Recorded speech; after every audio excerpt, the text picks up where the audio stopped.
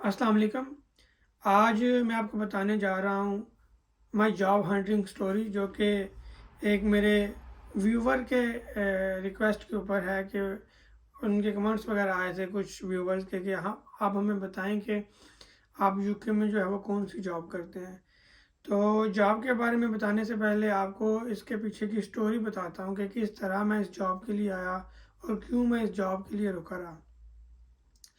Basically आप सबको पता है कि जब भी स्टूडेंट्स यूके में आते हैं पाकिस्तान से, इंडिया से या किसी भी कंट्री से, तो उनके कुछ एम्बिशंस होते हैं, कुछ एम्स होते हैं, कुछ गोल्स होते हैं, कुछ टारगेट्स होते हैं, जिनमें सबसे पहला टारगेट उनका ये होता है कि क्योंकि आपको पता है कि यहाँ पे एक साल की फ़ीस बहुत ज़्यादा है। अप्रॉक्सीमेटली जो मिनिमम फ़ीस भी अगर काउंट करें तो पाकिस्तान के अकॉर्डिंग 30 लाख है। और अगर कुछ अच्छी यूनिवर्सिटीज़ हैं जैसे यूनिवर्सिटी ऑफ एसेक्स है, हमारी यूनिवर्सिटी है, तो इसकी ज़्यादा फ़ीस बनती है। अप्रॉक्सीमेटली 45 के अराउंड जो है फ़ीस है एक साल की।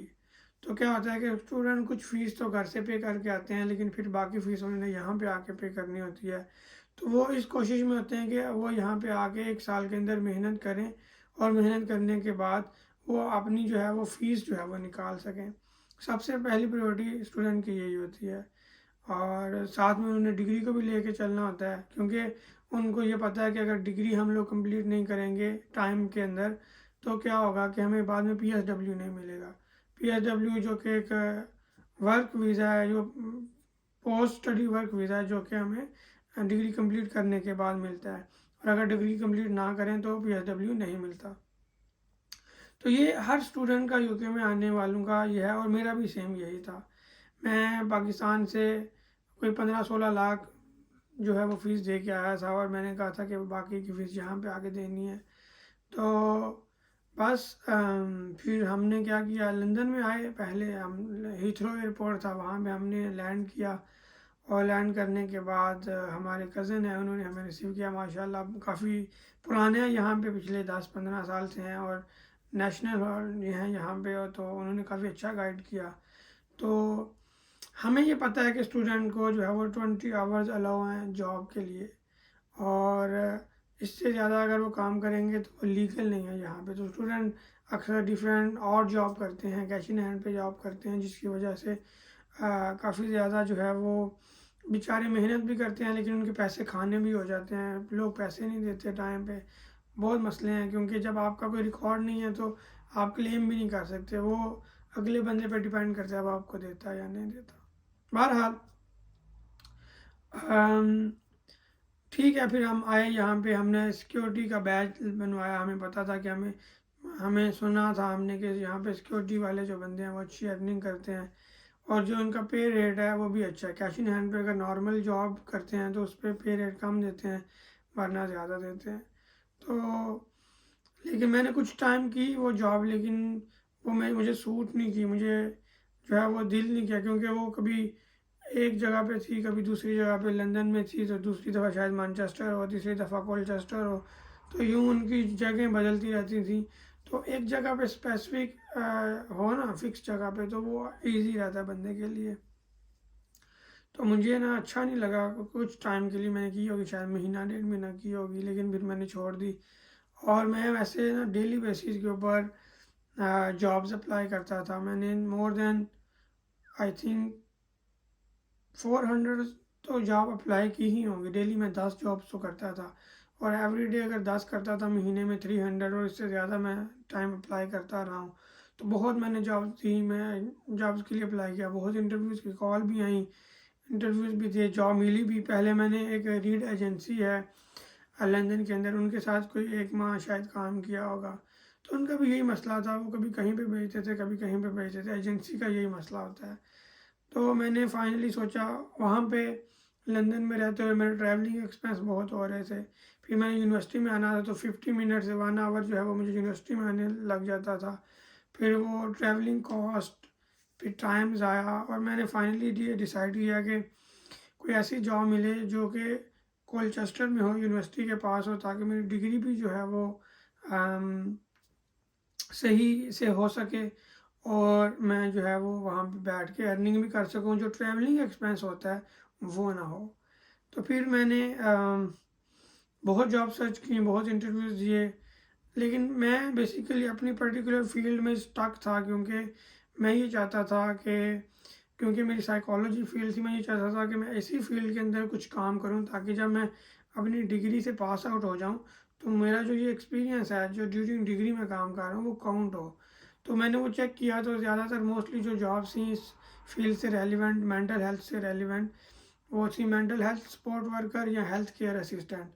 तो हेल्थ केयर असिस्टेंट की प्रॉब्लम ये थी कि उसमें पर्सनल केयर भी आती है, आपने पेशेंट के साथ रहना होता है उसको, क्योंकि डिफरेंट काइंड ऑफ पेशेंट्स होते हैं, तो उनको पर्सनल नीड्स भी रहती हैं पर्सनल केयर के हवाले से, तो जो मैं लाइक नहीं करता था पर्सनली, बेसिकली मैंने उसमें जाना पसंद नहीं किया। फिर मैं सपोर्ट वर्कर जो है मेंटल हेल्थ सपोर्ट वर्कर की जॉब मैंने सर्च की, फिर मुझे काफ़ी जॉब्स मिली, मैंने अप्लाई किया, और एक सिग्नेट हॉस्पिटल था जहाँ पे अभी मैं जॉब कर रहा हूँ, इनकी तरफ से एक जॉब आई हुई थी, मैंने वहाँ पे भी अप्लाई किया।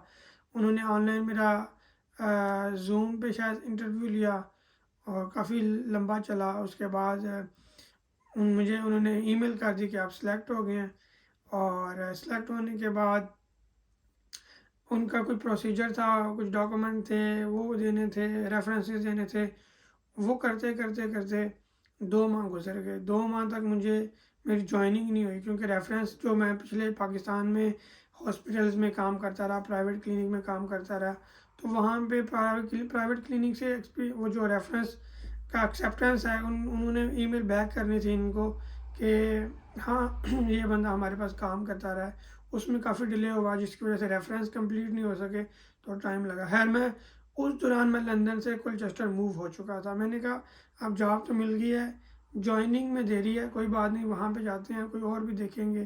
तो यूँ मैं यहाँ पे आ गया।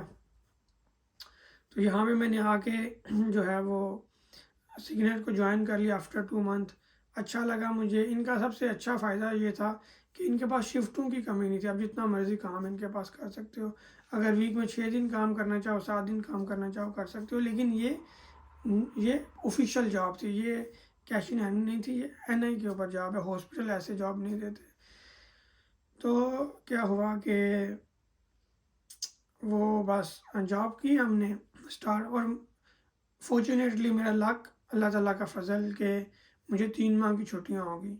3 माह की छुट्टियों में मैंने फुल जो है वो एफर्ट के साथ काम किया। 6 6 दिन मैंने वीक में काम किया, और महीने में मैंने 24 25 दिन 26 दिन भी काम किया।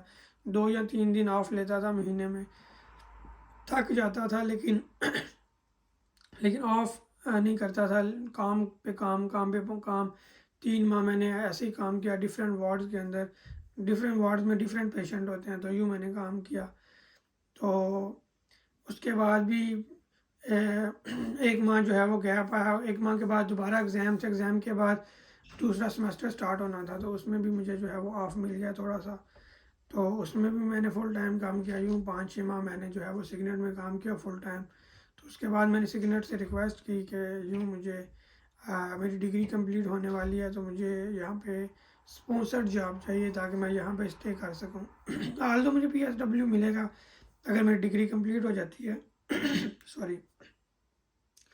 लेकिन फिर भी मुझे यहाँ पे रहने के लिए रेजिडेंशियल यहाँ पे बनने के लिए, ताकि 5 साल बाद मुझे मेरा जो है वो ILR, या मैं उसके बाद जो है वो इंडेफिनेट सॉरी लेके उसके बाद पासपोर्ट ले सकूं। तो अगर मैं PSW लेता हूं तो मुझे पता था कि ये काउंट नहीं होगा मेरे उन 5 सालों में, वो 2 साल ऐसे ही ज़ाया हो जाएंगे। लेकिन अगर अभी से मैं जॉब स्टार्ट कर देता हूँ तो बाद में मुझे जो है वो नेशनैलिटी मिलने में जल्दी हो जाएगा, 5 साल जल्दी से पूरे हो जाएंगे। तो यूँ मैंने अपनी डिग्री के दौरान ही उनसे रिक्वेस्ट कर दी, लेकिन मैनेजर ने कहा कि आपकी डिग्री नहीं कंप्लीट हुई तो आप कैसे मैनेज करेंगे। तो मैंने उसको रेफरेंस दी, मैंने उनको बताया कि जी मेरी डायजेटेशन जो है वो कंप्लीट हो चुकी है, ये मेरी डायजेटेशन है, मैंने सबमिट करवानी है फ़लान डेट को, और उसके बाद मेरी डिग्री में कोई क्लासेस नहीं है, मैं फ्री हूँ बिल्कुल, आप मुझे दे सकते हैं। तो यूँ काफ़ी ज़्यादा उनसे ईमेल पे कन्वर्सेशन होती रही, फिज़िकल जब मैं जाता था जॉब पे उनसे बातचीत करते रहे, सब उनको मैंने सेटिस्फाई किया। सेटिस्फाई करने के बाद जो है वो उन्होंने मुझे एक्सेप्ट कर लिया। मैं पहला बंदा था सिग्नेट में जिसको उन्होंने जो है वो वीज़ा स्पॉन्सर ऑफर्ड किया, और मैं बहुत लकी हूँ। यहाँ पे आपको पता है कि पाकिस्तान के यहाँ 15,000 मतलब पाकिस्तान के 50 लाख के करीब लोग देते हैं पैसे वीज़ा के लिए। पता नहीं उनका लगता है नहीं लगता, स्कैम होते हैं। लेकिन अल्लाह का शुक्र है, बड़ा फजल था कि मुझे ड्यूरिंग डिग्री ही मैंने वो जो है वो ले लिया अपना, स्पॉन्सर्ड जॉब ले ली, वीज़ा मेरा कन्वर्ट हो गया। कल जो 1 जनवरी का मतलब 1 जनवरी से 2023 का पहला दिन था, ये मेरा पहला दिन था अपनी जॉब के ऊपर एज अ परमानेंट एम्प्लॉयर। मैं उनका परमानेंट एम्प्लॉय हूँ। और मेरी स्टूडेंट डिग्री जो है वो ख़त्म हो चुकी है। मैंने अपनी पूरी फ़ीस जो है वो मैंने खुद पे की। बाकी की जो फ़ीस थी, मैंने जैसे बताया कि यहाँ पे आके फ़ीस भी स्टूडेंट ने निकालनी होती है, तो अल्हम्दुलिल्लाह मैंने फ़ीस भी निकाली, मेरी डिग्री भी कंप्लीट हो गई और उसके साथ मुझे स्पॉन्सर्ड जॉब भी मिल गई। मैं one of the lucky person समझता हूँ अपने आप को कि जिसने इतने कम ड्यूरेशन में विद इन 1 ईयर मैंने इतना ज़्यादा कुछ किया। और जैसे कि आपको पता ही है कि सारे मामला दूसरे भी जो थे, जो चीज़ें मैंने अचीव की, मैंने वो अचीवमेंट वाली वीडियो और वेलकम इन 2023 वो मैंने जो फर्स्ट डे 2023 है उस वीडियो में मैंने बताया कि मैंने क्या कुछ अचीव किया 2022 में। तो 2023 के मेरे क्या प्लान हैं, अगर आपने कुछ मेरे देखने हैं प्लान तो आप दूसरी वीडियो में देख सकते हैं जाके। तो बस यही थी मेरी जर्नी जॉब हंटिंग की। तो इंशाल्लाह अगर आपने कुछ और भी जानना है मेरे बारे में तो आप नीचे कमेंट कर सकते हैं। इजाज़त दें, अल्लाह हाफिज़।